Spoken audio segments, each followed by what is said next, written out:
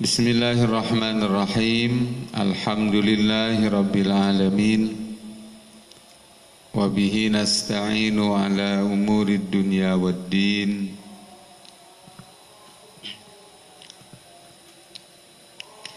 Ashhadu an la ilaha illallah al-malikul haqqul mubin wa ashhadu anna Muhammadan abduhu wa rasuluhu shadiqul wa'dil amin. Allahumma salli wa sallim wa barik ala habibina wa qudwatina Muhammadin wa ala alihi wa ashabihi ajma'in. Rabbi shrah li sadri wa yassir li amri wahlul 'uqdatam min lisani yafqahu qawli ya Fattah ya Alim. Subhanaka la ilma lana illa ma 'allamtana innaka antal alimul hakim. La haula wa la quwwata illa billahil aliyyil azim. Allahumma arinal haqqa haqqan warzuqna ittiba'ah wa arinal batila batila warzuqna ijtinabah. Amma ba'du. Para hadirin dan mustami'in sekalian yang dirahmati Allah Subhanahu wa taala. Alhamdulillah kita bersyukur kepada Allah malam ini dengan kasih dan sayangnya, dengan kudrah dan iradahnya. Alhamdulillah kita bisa sama-sama menyelenggarakan acara yang insyaallah mulia di sisi Allah Subhanahu wa taala. Thalabul ilmi yang merupakan kewajiban dari Allah kepada kita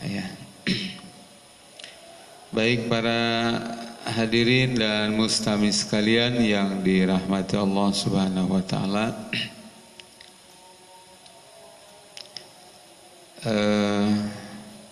Sama-sama luruskan niat, fokuskan konsentrasi agar waktu yang kita manfaatkan kurang lebih 1 jam ini membuahkan ilmu, membuahkan pemahaman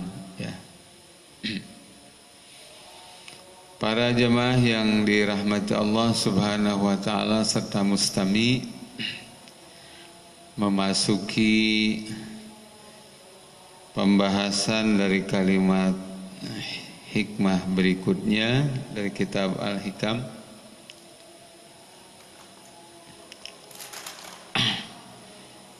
Adalah kalimat kaifa yashruku qalbun suwarul akwani muntabi'atun fi mir'atih am kaifa yarhalu ilallah wa huwa mukabbalun bisyahawatih am kaifa yatma'u ayyadakhula hadratallahi wa huwa lam yatatahhar min janabati ghaflatih am kaifa yarju ayyafhama daqa'iqal asrari wa huwa lam yatub min hafawatih. Wallahu a'lam bimuradih. Kaifa yashruku,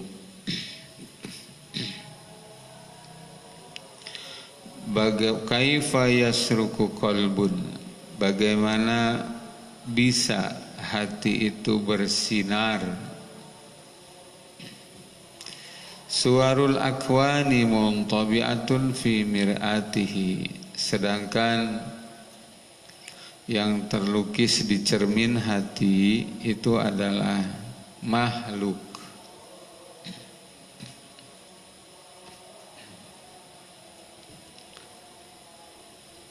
Nanti dijelaskan hati itu akan bersinar kalau yang terlukis di dalam hati itu adalah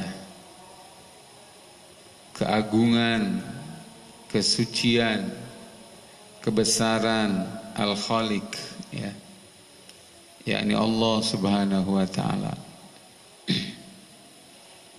Ini yang terlukis di hati, ya, adalah kebesaran makhluk. Sehingga kata muallif, bagaimana bisa dalam kondisi seperti itu hati bersinar? Artinya tidak mungkin. Satu, am kaifa yarhalu ilallah wa huwa mukabbalun bi syahawati. Yang kedua, bagaimana mungkin seseorang bisa berjalan menuju Allah Subhanahu wa taala sedangkan dia dibelenggu dengan syahwatnya. Banyak keinginan dunia ini. Artinya apa? Tidak mungkin. Ya. Lepaskan dulu belenggu itu. Jadikan hari demi hari, waktu demi waktu adalah perjuangan untuk menaklukkan syahwat. Melepaskan diri kita dari belenggu syahwat. Baru bisa menuju Allah. Dua, ya. Ketiga, am kaifa yatma'u ayyadakhula hadratallah wa huwa lam yatatahhar min janabati ghaflati. Bagaimana bisa seseorang masuk ke hadrat Allah Subhanahu wa taala sedangkan dirinya tidak disucikan dari kelalaian yang diibaratkan hadas junub, ya. Sedangkan masuk ke masjid aja orang yang punya junub nggak boleh. Bagaimana mungkin ini ada orang ingin masuk ke hadrat Allah Subhanahu wa taala, dekat dengan Allah, ya. Zikir kepada Allah, tenang bersama Allah, ya. Yakin bersamaan dengan Allah, sedangkan dia apa? Lam yatatahhar min janabati ghaflati. Tidak mensucikan diri dari kelalaian yang diibaratkan seperti junub. Maka artinya gini, nggak bisa orang banyak lalai itu bisa masuk ke hadrat Allah. Artinya apa? Dekat dengan Allah nggak bisa. Dia akan selalu di luar, dia akan selalu jauh dengan Allah. Makanya hidup jangan banyak lalai, ya. Artinya hidup harus banyak ingat, harus banyak zikir. Imma zikir bil qalbi, ya. Zikir bil lisan atau zikir bil arkan. Hal-hal yang membuat kita lalai itu harus dihindari, dijauhkan. Baik, yang ke berapa? Tiga, ya. Yang keempat, am kaifa yarju ay yafhama daqa'iqal asrar wa huwa lam yatub min hafawati. Bagaimana bisa seseorang memahami ilmu-ilmu yang dalam, ya. Kan ilmu itu ada yang zahir, ada yang batin, ada yang spontan bisa difahami, ada yang harus lewat penelaahan dan pendalaman. Nah, di sini disebutkan bagaimana bisa memahami kedalaman daripada ilmu yang mengandung banyak rahasia, ya. Wa huwa lam yatub min hafawati, sedangkan ia tidak bertobat, tidak juga berhenti dari kekeliruan ini. Senantiasa betah dalam kehilafan, senantiasa rutin dalam kesalahan, tidak kunjung berhenti dari perbuatan maksiat, tidak bisa, ya. Baik. Jemaah yang dirahmati Allah Subhanahu wa taala, demikian kalimat matannya, ya. Mari kita perlahan-lahan, ya, memahami pendalaman dari kalimat tadi. Bismillahirrahmanirrahim. Al-jam'u bain muhalun kajtima'il harakati was sukun. Berkumpulnya dua hal yang bertentangan satu sama lain itu adalah perkara mustahil. Jadi tadi disebutkan itu mustahil. Hati seseorang akan bersinar kalau yang senantiasa teringat, terbayang dan tergambarkan di dalam hati adalah kebesaran makhluk. Mustahil akan bersinar hatinya. Gitu maksudnya. Yang kedua, mustahil seseorang bisa berjalan menuju Allah kalau dia tidak bisa memutuskan belenggu syahwat, ya, yang senantiasa mengikat, ya. Syahwat itu berbagai keinginan, keangan-angan, ya. Nah, berikutnya mustahil seseorang bisa dekat dengan Allah kalau dia orang yang senantiasa hidup dalam kelalaian. Mustahil. Yang keempat, mustahil seseorang akan bisa memahami kedalaman daripada ilmu kalau dia senantiasa terus dalam maksiat. Ya, maksudnya begitu. Kajtima'il harakati was sukun. Mustahil pada seseorang terjadi dua hal. Di saat bersamaan dia bergerak dan dia diam. Mesti salah satunya. Kalau dia bergerak berarti tidak diam. Kalau dia diam berarti tidak bergerak. Wan nuri wa dhulumah. Mustahil berkumpul antara cahaya dan kegelapan. Di mana ada terang, hilang gelap. Di mana ada gelap, pasti hilang terang. Tidak ada kumpul antara dua-duanya tadi. Ya. Nah, yang diberikan contoh di sini cuma 4. Tetapi yang demikian itu banyak, ya. Dua hal tidak mungkin kumpul. Seperti juga tidak mungkin kumpul iman dan nifak pada seseorang. Kalau ada iman, tidak ada munafik. Kalau ada kemunafikan, pertanda tidak ada iman. Ya, dua hal yang bertentangan. Apalagi dengan kufur, ya. Ada kufur, tidak ada iman. Ada iman, lenyap kekufuran. Jadi kita mau konsen menghadirkan yang mana gitu. Gitu. Akan merelakan mana yang hilang dari diri kita? Cahayakah atau kegelapan? Imankah atau munafik? Imankah atau kekufuran? Mana yang akan kita perjuangkan senantiasa ada di dalam diri kita, dan mana yang harus kita perjuangkan untuk senantiasa jangan pernah mendekat pada kita. Hidup ini pilihan. Kita sudah diberi akal oleh Allah, ya, untuk memilih mana baik mana buruk. Kita juga sudah diberikan panduan ya berupa hukum syara, mana yang harus diperjuangkan, mana yang tidak. Begitu.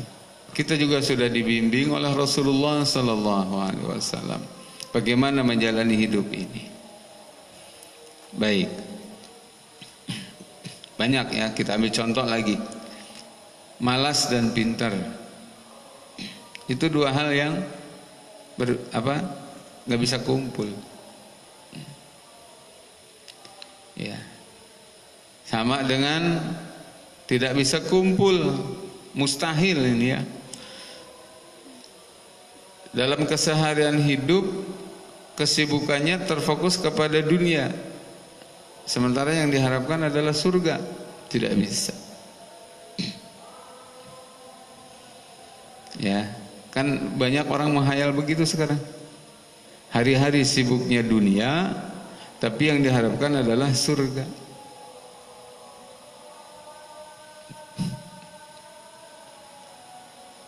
Atau sama dengan begini, hari-hari sibuk maksiat, sibuk dosa, sementara yang diharapkan adalah ampunan. Ampunan itu pasangannya dengan taubat, ya. Bukan terus-menerus maksiat, sementara yang diharapkan adalah ampunan. Itu hal yang mustahil berkumpul.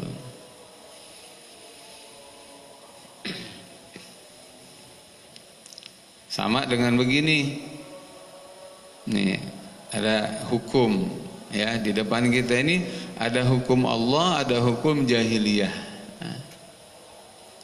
Hukum jahiliyah atau garis miring hukum togut, itu sama. Ya, tafsir dari para ulama tafsir itu, jadi di dunia ini hukum cuma dua. Hukum Allah sama hukum jahiliyah. Hukum jahiliyah atau hukum tagut. Apa itu hukum jahiliyah? Hukum tagut adalah hukmul bashar lil bashar. Hukum buatan manusia yang dipaksakan diterapkan untuk manusia. Itu adalah hukum tagut atau hukum jahiliyah. Nah, yang diterapkan hukum jahiliyah, yang diharapkan keadilan, itu mustahil. Yang diharapkan adalah hukum jahiliyah, hukum togut, ya, seperti di Indonesia ini yang dipakai adalah hukum jahiliyah. Hukum jahiliyah, hukum togut yang dipakai, yang diharapkan adalah kesejahteraan, kemakmuran, itu mustahil. Hukum togut, hukum jahiliyah yang diterapkan, yang diharapkan hidup dalam keberkahan, itu mustahil. Dua hal yang tidak bisa kumpul. Pasangannya adalah begini, kalau hidup pengen adil, maka hukumnya harus dari Allah yang maha adil. Itu pasangannya itu, bukan pertentangannya. Gitu. Ya, kalau hidup ini ingin sejahtera, maka hukumnya harus hukum Allah. Kalau hidup ini ingin berkah, ingin aman, maka hukumnya harus hukum Allah. Begitu. Ya. Kalau hukum tagut, hukum jahiliyah, otomatis kezaliman yang terjadi. Kalau hukum tagut, hukum jahiliyah yang diterapkan adalah krisis yang terjadi dan seterusnya. Nah, ini mengingatkan untuk semuanya ya, bahwa kita ini kasihan ya dengan bangsa Indonesia yang besar ini ya, yang secara lahiriah kelihatannya sudah merdeka dari penjajahan fisik bangsa Belanda. Lama kan menjajah, 350 tahun. Dilanjutkan dengan Jepang ya.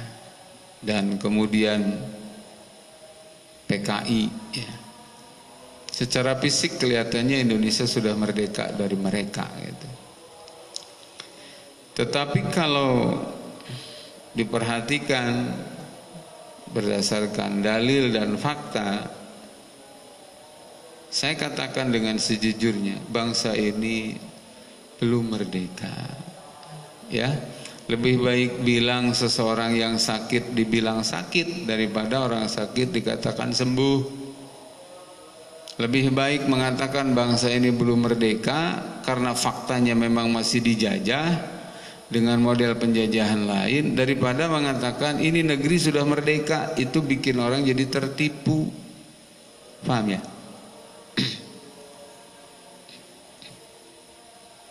Hukum kita terjajah, ya. Ekonomi kita terjajah, budaya kita terjajah, politik kita terjajah, ya, segala macam. Masya Allah. Kenapa itu semua terjadi? Karena tadi,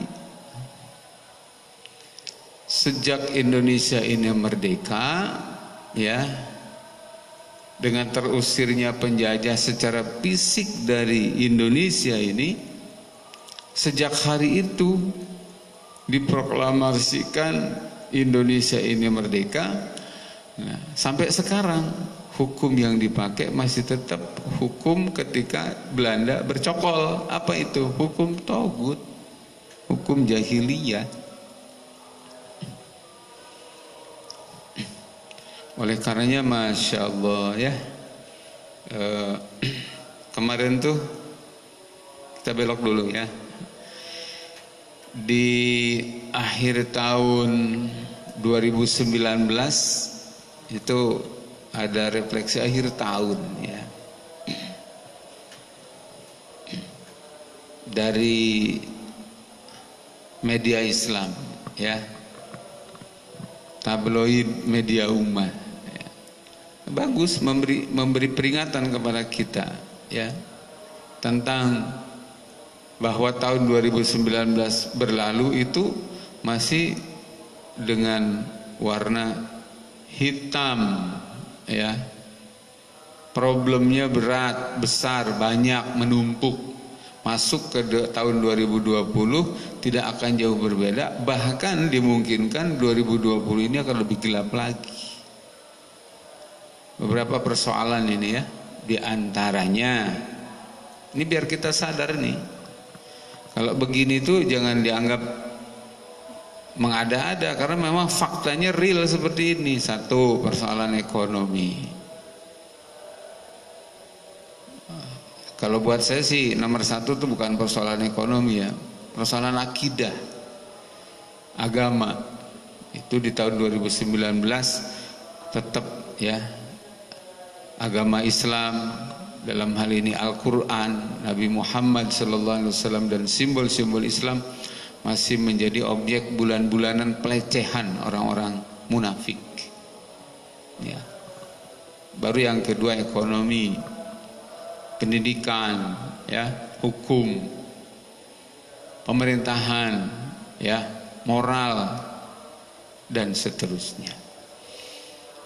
Jadi sekali lagi ini karena apa? Karena tadi dua hal yang bertentangan.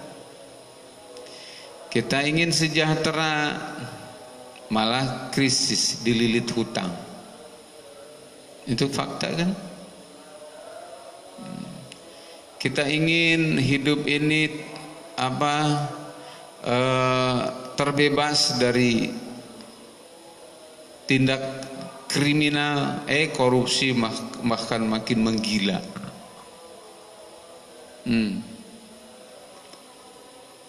Pengangguran makin meningkat, apalagi para jamaah sekalian yang dirahmati Allah Subhanahu wa taala.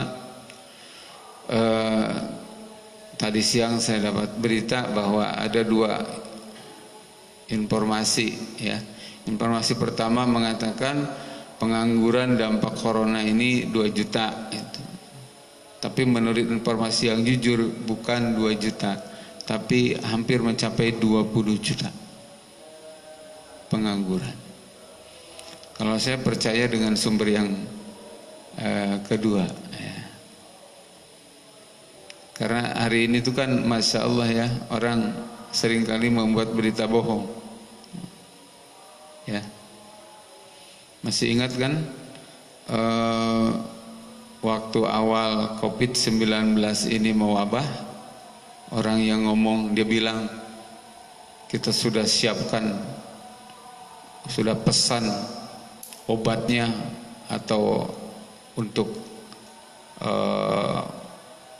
menangani itu sebanyak 2 juta kita sudah pesan, tapi faktanya enggak ada, hoax dia. Ya. Kemudian juga pendidikan arahnya tidak jelas, biayanya makin mahal. Kemudian juga masalah moral makin merosot. Nah, terus berikutnya juga masyarakat makin liberal, ya, makin sekuler. Kalau dulu larangan membawa agama itu di luar masjid, artinya silahkan bicara tentang Islam di dalam masjid dan di musola, silahkan. Tapi tahun 2019 sekulernya makin radikal, sehingga baik di luar masjid ataupun di dalam masjid ngomong Islam dibatasin. Ya. Sampai sedih sekali ya, ada polisi masjid untuk mengawasi para khatib, para kiai, para ustadz yang korupsi mereka ya di pemerintahan, tapi yang diawasi, yang dimata-matai para ustadz, para kiai. Masya Allah. Jangan begitulah Pak. Gak boleh kayak begitu, ini akal sehatnya di mana dipakai dong ya. Dulu Indonesia merdeka ini jasanya daripada para ulama. Waktu itu bahkan belum ada tentara ya, yang menggerakkan umat untuk melawan penjajah dengan semangat jihad itu siapa? Ulama. Nah, kenapa hari ini di saat konon katanya menurut Anda Indonesia sudah merdeka ya, ulama bukannya dimuliakan, dihargai, digaji sebagaimana kalian? Sudah nggak digaji, dihinakan, dinistakan, dianggap nggak berarti, kemudian dijadikan objek kecurigaan. Ya, janganlah begitu. Saya ngomong ini dalam rangka apa? Dalam rangka tawasau bil haq, tawasau bis sabr. Mudah-mudahan Anda sekalian para pejabat ya, terutama dari aparat keamanan, bisa menangkap ini sebagai apa? Sebagai sesuatu yang positif. Inilah nasihat. Ya. Kan tugas kita saling menasihati. Sama, kita keliru juga tolong dinasihati gitu. Nah, baik jemaah yang dirahmati Allah Subhanahu wa taala. Belum lagi bicara tentang hutang. Hutang kian menumpuk dan menjadi andalan untuk biaya negara. Kenapa? Karena aset-asetnya 80% sudah dikuasai asing. Nah, kenapa ini terjadi? Sekali lagi, kan yang demikian itu tidak diinginkan. Yang seperti ini itu tidak diinginkan oleh bangsa Indonesia. Agamanya apapun tidak menginginkan. Karena pengennya apa? Lepas dari beban hutang, ya hidup aman, adil, sejahtera, segala macam. Kan semuanya ingin seperti itu. Tapi perlu saya tandaskan, itu mustahil. Kenapa? Karena sistem yang dipakai, hukum yang dipakai adalah hukum tagut, hukum jahiliyah, hukum wad'ul bashar lil bashar, undang-undang buatan manusia yang dipaksakan oleh manusia diberlakukan untuk manusia. Itulah namanya manusia tidak tahu diri ya. Dia diciptakan oleh Allah, segala sesuatunya dari Allah. ini dunia juga milik Allah, semua fasilitas di dunia ini ciptaan Allah, kemudian Allah menurunkan hukum, hukumnya ditolak. Ya. Maka saya mengatakan ini mudah-mudahan menjadi bukti di hadapan Allah nanti ketika saya sudah mati itu ya, bahwa saya sudah menyampaikan. Persoalan didengar atau ditolak oleh mereka, terutama para penguasa, itu bukan urusan saya. Ya, tapi yang jelas kewajiban kita sebagai orang yang diamanahi ilmu untuk menyampaikan apa yang sebenarnya. Hak katakan hak, batil katakan batil. Baik, jelas ya. Nah, jamaah yang dirahmati Allah Subhanahu wa taala, selanjutnya ini dua hal yang bertentangan soalnya. Harus. Jadi oleh sebab itu saya selalu mengingatkan yang dibutuhkan Indonesia ini dua sekaligus ya. Satu, hukum yang bagus, yaitu hukum yang datang dari Allah. Yang kedua, aparatur pemerintah, aparat negara yang bagus ya. Siapa mereka? Aparat, para pejabat, para penyelenggara negara yang taat kepada Allah. Itulah mereka para pemimpin yang bagus. Ini sekedar muhasabah ya. Sekedar muhasabah, dua-duanya justru bermasalah sekarang ini. Satu, hukumnya tadi bukan hukum Allah ya. Yang kedua, para penyelenggara juga hari ini bukan termasuk orang-orang yang taat kepada Allah. Bukan cuma zaman sekarang, mulai dari dulu, mulai dari Indonesia ini merdeka. Oleh karenanya maka saya tidak menyalahkan sipulan dan sipulan ya. Mau siapapun pejabatnya, mau siapapun aparatur negara ini, ketahuilah selama mereka tidak melaksanakan aturan Allah, maka mereka bukan termasuk para penyelenggara negara yang baik. Ya, yang kita butuhkan dua sekaligus ya. Jelas? Nah, seperti juga begini. Ini paling tidak saya harus sampaikan nih ya. Antara takwa dan maksiat. Takwa itu nanti pasangannya dengan apa? Maksiat pasangannya bergandengannya dengan apa? Ini semuanya sudah ada. Kalau kita bicara takwa misalnya ya, maka pasangannya dengan ini. Sebentar. Saking begitu pentingnya masalah takwa sampai kemudian menjadi rukun di dalam khutbah Jumat. Setiap Jumat khotib wajib menyampaikan wasiat takwa. Kenapa? Agar umat Islam nggak lupa dengan masalah takwa ini, bahwa takwa adalah merupakan maksud hidup, tujuan hidup.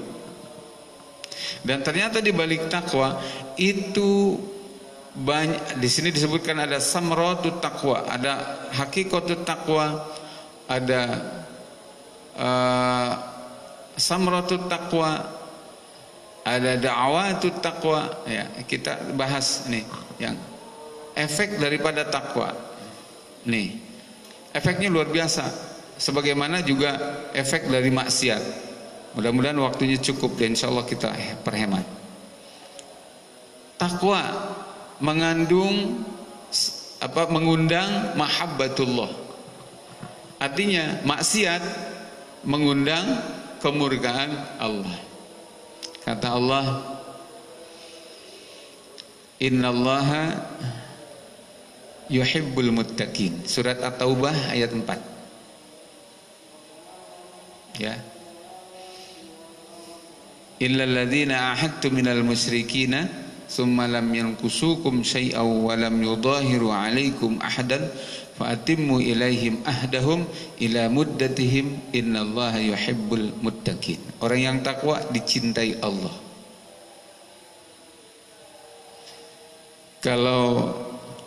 Kalau negeri ini menerapkan aturan Allah, maka akan dilindungi dengan kecintaan Allah. Kalau Allah sudah cinta, Allah yang nolong, Allah yang bela ya. Satu. Ini pasangannya nih. Ini pengennya dicintai Allah ya, pengennya dicintai Allah, tetapi yang diterapkan bukan hukum Allah, malah maksiat. Bahkan saya pernah mengatakan, coba ingat-ingat di pertemuan malam keberapa itu, saya menyampaikan pertanyaan, dosa apa yang paling besar? Jawabannya adalah dosa syirik. Kenapa dosa syirik paling besar? Karena kalau orang mati belum tobat dalam keadaan syirik, itu nggak ada ampun. Ya, ancamannya udah kekal neraka dengan orang-orang kafir. Sementara dosa yang lain selain syirik ya, yang terbawa mati, itu kata Allah, innallaha la yaghfiru ayyushraka bihi wa yaghfiru ma duna dzalika liman yasha. Dosa selain syirik masih ya ada harapan diampuni oleh Allah, tapi syirik tidak. Jadi dosa yang paling besar apa? Syirik. Tapi pertanyaannya kemudian, syirik apa yang paling gede? Jawabannya adalah syirik yang paling gede adalah sekulerisme. Apa itu sekulerisme? Mengaku beragama Islam tapi menolak aturan Islam. Itu. Makanya dalam pembahasan syirik itu ada syirkul doa, ada syirkul qasdi wal iradah, ada syirkul khauf, ada lagi syirkul ta'at namanya. Apa syirkul ta'at itu? Syirik manusia dipaksa untuk taat, mentaati aturan yang bertentangan dengan aturan Allah. Jelas? Nah, terus berikutnya nih pasangannya nih, takwa pasangannya dengan rahmat Allah, kasih sayang Allah. Maksiat pasangannya dengan kemurkaan Allah. Maka jangan pernah di Indonesia ini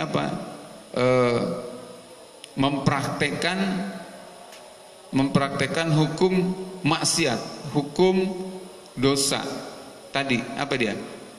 Hukum selain hukum Allah. Kalau dipaksakan terus sampai puluhan tahun berganti rejim terus, hukumnya adalah hukum jahiliyah, maka selama itu pula bukan rahmat Allah tetapi kemurkaan Allah. Masih ingat dengan kalimat baldatun thayyibatun wa rabbun ghafur? Indah sekali itu. Ya. Itu dulu yang dicita-citakan oleh para ulama. Indonesia ini merdeka, setelah merdeka kemudian menjadi baldah thayyibah wa rabbun ghafur. Negeri yang subur makmur dinaungi dengan ampunan Allah. Harapannya itu. Para mujahid, para pahlawan, yang mayoritas para ulama dan santri itu dulu cita-citanya itu. Sayang ada yang menjegal ya.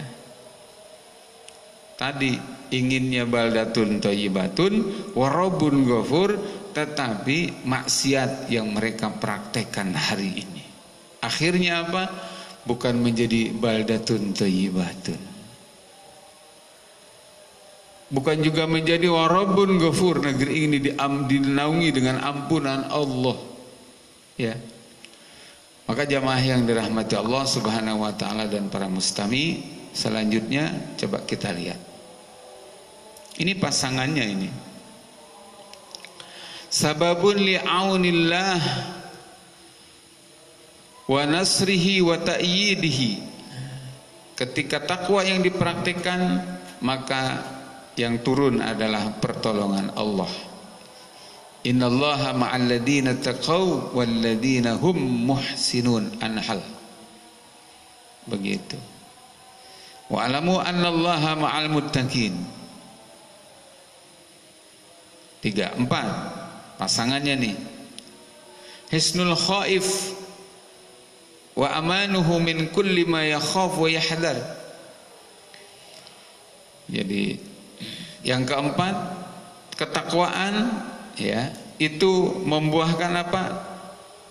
Menjadi benteng sehingga negara terjaga, warga negara terjaga, negara jadi aman, warga negara jadi aman. Itu dengan apa? Dengan takwa. Dengan maksiat apa? Kebalikannya.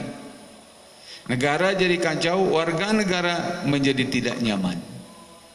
Di surat Al-A'raf ayat 35 kata Allah, ya bani Adam, imma ya'tiyannakum rusulun minkum yaqussuna 'alaikum ayati famanittaqa wa aslaha fala khaufun 'alaihim wala hum yahzanun. Hai anak Adam, saatnya ketika datang para utusan kepada kalian menceritakan, menyampaikan ayat-ayat aku, kata Allah, famanittaqa wa aslaha, siapa yang bertakwa, yang memperbaiki diri, fala khaufun 'alaihim wala hum yahzanun. Jadi kalau maksiat malah kebalikannya, kacau, krisis. Masya Allah. Jemaah yang dirahmati Allah Subhanahu wa ta'ala, berikutnya ini pasangannya nih. Kalau takwa yang diterapkan, maka yang muncul di dalam hati adalah cahaya. Ya, mata hati menjadi kuat. Wa yumayyizu baina ma yanfa'uhu wa ma yadurruhu. Orang semakin tahu mana yang manfaat, mana yang mudarat. Itu kalau takwa yang diterapkan. Tapi kalau bukan takwa yang diterapkan, orang menjadi tidak tahu mana yang baik, mana yang buruk. Bahkan mana rakyat sendiri, mana rakyat orang, itu orang menjadi tidak tahu. Ya. Rakyat sendiri nganggur dikasih kartu. Bangsa Cina, ya,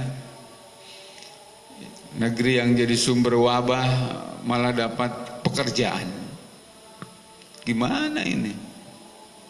Menjadi tidak ngerti. Ini warga sendiri, ini warga orang.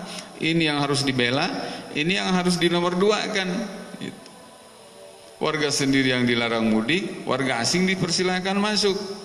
Menjadi apa ya? Memang mata tidak buta, tetapi ta'mal qulubul lati fis sudur. Yang buta adalah mata hati. Kenapa? Karena terus menerus mempraktekkan maksiat, bukan mempraktekkan ketakwaan. Dan itu terjadi secara otomatis. Kenapa? Karena hidup ini ada yang berpasangan, ada yang bertolak belakang. Ya. Nah, baik jemaah yang dirahmati Allah Subhanahu wa taala, sebab itu maka di sini disebutkan. Jadi ini kembali, ini namanya juga sufi ideologis, ya harus begini, ya. Tidak hanya menata hati, karena konsekuensi dari orang yang sudah menata hati dengan bidang ilmu tasawufnya, ini hati harus kemudian, kan kata Nabi juga, idza saluhat saluhal jasadu kulluh wa idza fasadat fasadal jasadu kulluh. Jadi kalau hati sudah baik, maka menggerakkan anggota badan, menggerakkan mulut, menggerakkan pikiran. Untuk apa? Untuk menerawang, untuk membaca, untuk mengevaluasi segala hal yang tidak baik, kemudian dikasih solusi menjadi baik. Tidak cukup hati yang baik, tidak cukup. Nanti jangan-jangan jadi orang yang kayak begini nantinya.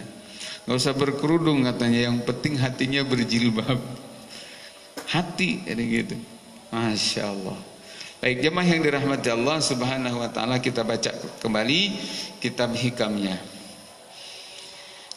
Wa hadhil asya' allati dzakaraha al-muallif rahimahullahu taala addadun la tajtami'u. Apa yang tadi disebutkan oleh pengarang kitab ini adalah perkara-perkara yang satu dengan yang lain bertentangan dan tidak pernah akan berkumpul. Fa inna israqal qalbi binuril iman.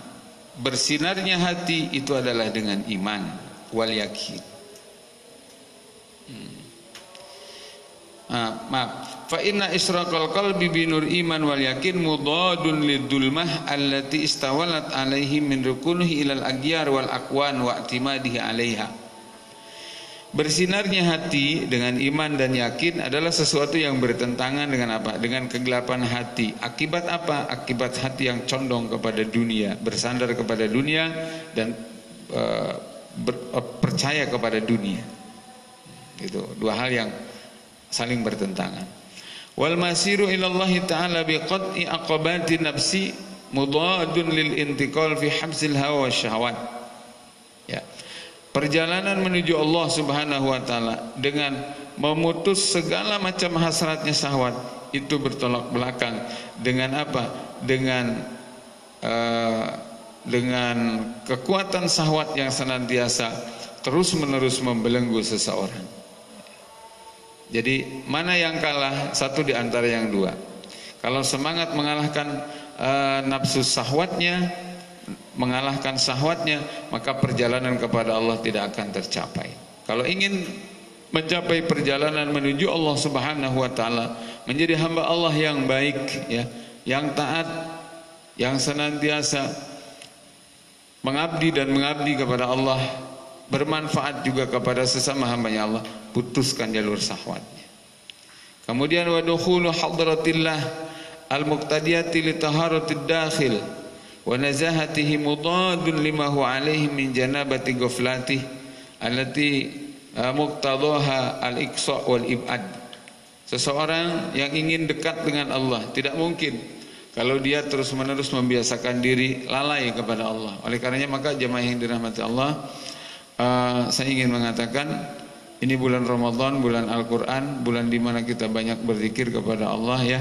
Saya mengingatkan, satu yang banyak melalaikan orang kepada Allah hari ini itu adalah, saya katakan ya, handphone. Dalam keseharian kita tolong dievaluasi, banyakkan mana antara baca Quran dengan baca Facebook, ya. Banyakkan mana antara kita membaca berita dari Allah di Quran dengan membaca berita di WA, ya. Kecuali yang isinya dakwah, isinya adalah tausiah, itu masih maknanya masih makna bagus. Tapi di luar yang itu, perkara-perkara yang mubah dan berlebihan sehingga mengambil porsi waktu kita untuk tilawah Quran, bertadabbur Al-Quran, kita bersolat, ya, kita berzikir, maka jangan-jangan selama ini kita sudah banyak dilalaikan, ya, dilalaikan. Bangun tidur, handphone yang dibuka, mau tidur ngekepin handphone juga yang dibuka. Ingat, bagi kita ini bukan cuma perkara haram yang harus dijauhi, ditinggalkan, tapi apa? Perkara yang mubah tapi berlebihan. Nah, oleh karena itu maka saya mengingatkan diri saya mengingatkan para jamaah, saya juga mengingatkan para mustami sekalian dengan cinta karena Allah. Tolong, kalau kita ingin dekat dengan Allah tadi, jauhkan hal-hal yang membuat kita lalai, ya, buang waktu. Bahkan satu keterangan pernah saya baca, nanti ternyata yang menyesal di akhirat itu bukan cuma ahli neraka, tapi ahli surga juga menyesal. Penyesalan ahli surga di dalam surga adalah akibat apa? Akibat ada 1 detik, 1 menit waktu yang terlewat tidak diisi dengan zikir, sehingga dia mendapatkan jatah surga di bawah. Andai kata 1 saja dia berzikir kepada Allah, tempatnya tidak di sini. Jadi jangan pernah ngomong sama yang penting di surga, di empernya juga nggak apa-apa, ya. Nggak bisa begitu, ya, nggak bisa. Orang di surga itu nanti menyesal. Kenapa? Akibat ada waktu yang terlewatkan, kosong, tidak diisi minimal dengan zikir kepada Allah Subhanahu wa taala. Baik, jamaah yang dirahmati Allah Subhanahu wa taala. Wa fahmu daqaiqil asrar al-mustafadu minat taqwa mudadun lil israr alal ma'asi wal hafawat. Memahami kedalaman ilmu Islam, ya, bahkan ilmu-ilmu yang sifatnya mendalam, menjurus kepada hikmah segala macam,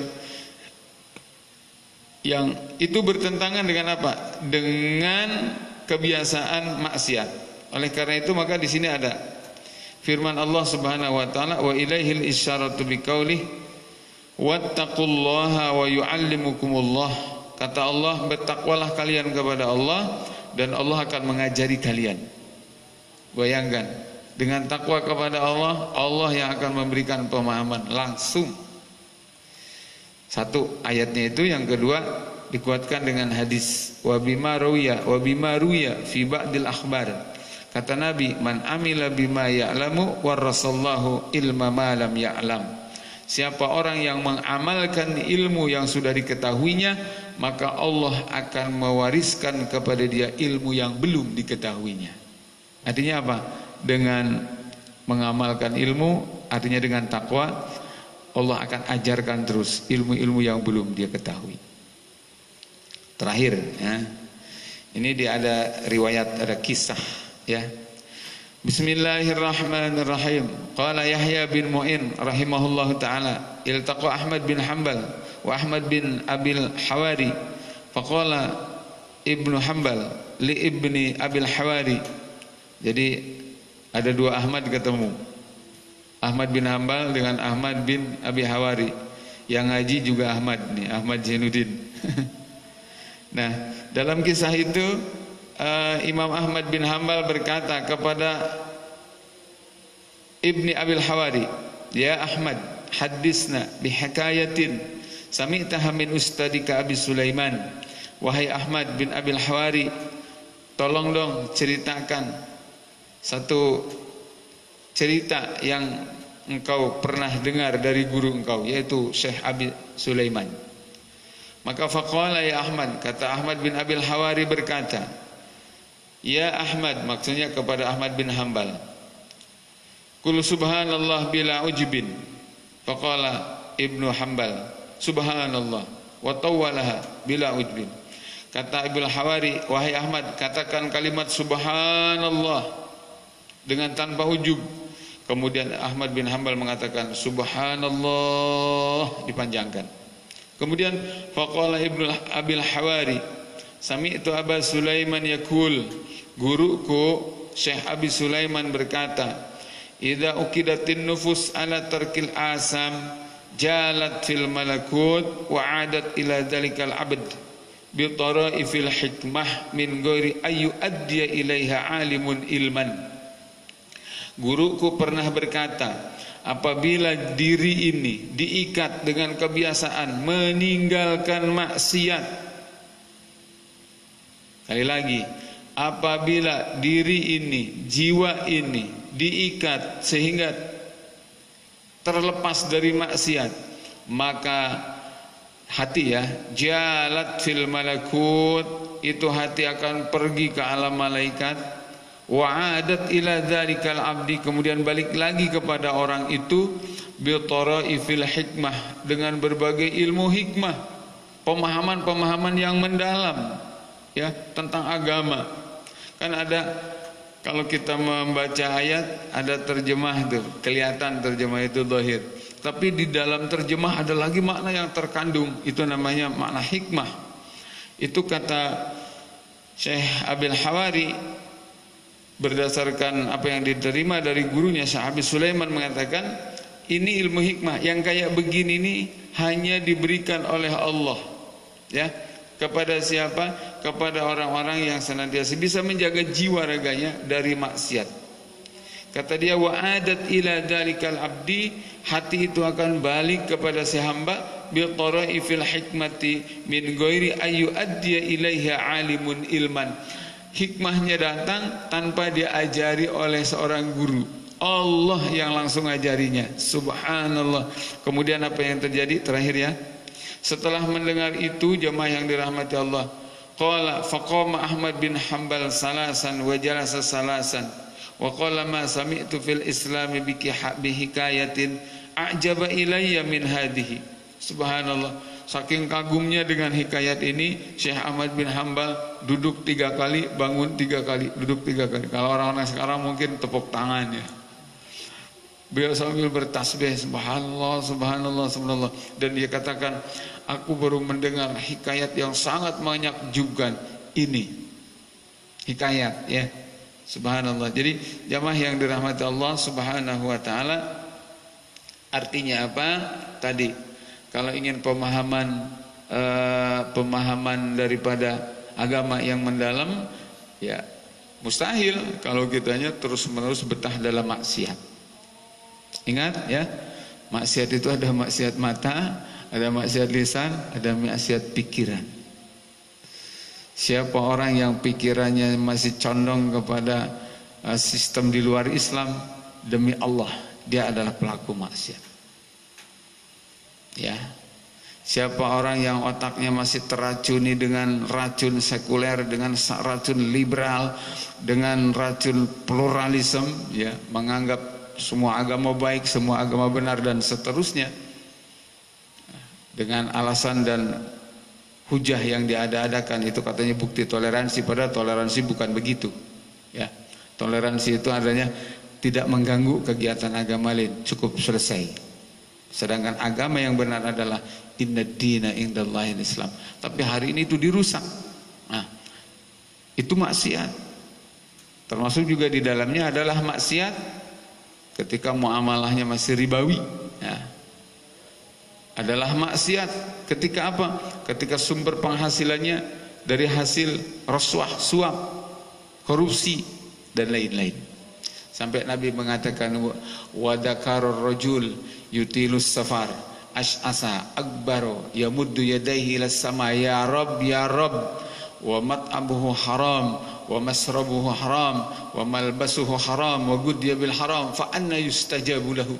Kata Rasulullah sallallahu alaihi wasallam, ada seorang yang menempuh perjalanan jihad di medan di padang pasir, dia berdebu ya dalam perjalanan jihad itu, kemudian angkat tangannya, ya Rabb, mestinya kan mustajab banget, tapi kata Nabi, sayang, makanannya haram, minumannya haram, pakaiannya haram, sumber penghasilannya adalah haram, fa anna yustajabu lahu, bagaimana itu diijabah.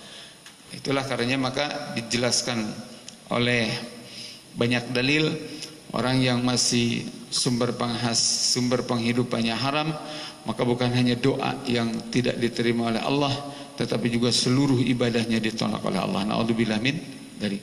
Baik jemaah yang dirahmati Allah Subhanahu wa taala, itu yang bisa dihaturkan malam ini.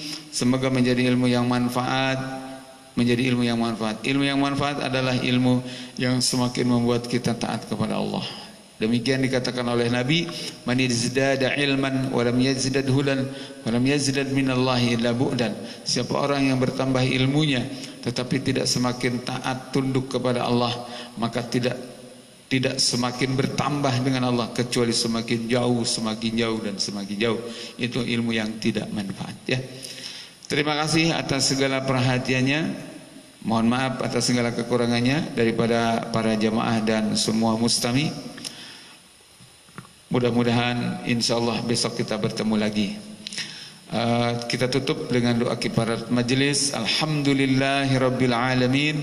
Subhanaka Allahumma wa bihamdik asyhadu an la ilaha illa anta astaghfiruka wa atubu ilaik. Akhirul kalam, assalamualaikum warahmatullahi wabarakatuh.